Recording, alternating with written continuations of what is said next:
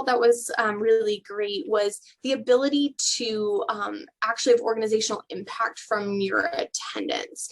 Because I do think a lot of conferences, I mean, I've been to some, I've seen other people go to conferences, and you come back with inspired with a lot of ideas, but not, sometimes it drives change, but not always, right? Sometimes it just ends up being like some great ideas. Maybe there's some sharing. But I feel like with STAR, it allows some of that personal connection, and you actually have had the mentorship and growth of the team to support you and say, where are you with your project? How is it going? Which,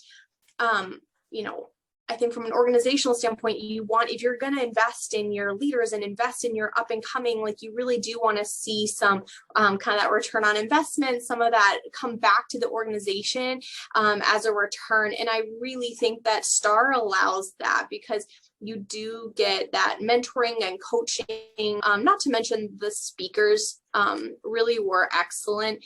And there was a lot of time for dialogue, for conversation. I still use stuff that I learned there in all honesty, because you have time. It's not so fast paced where you're running from one thing to another.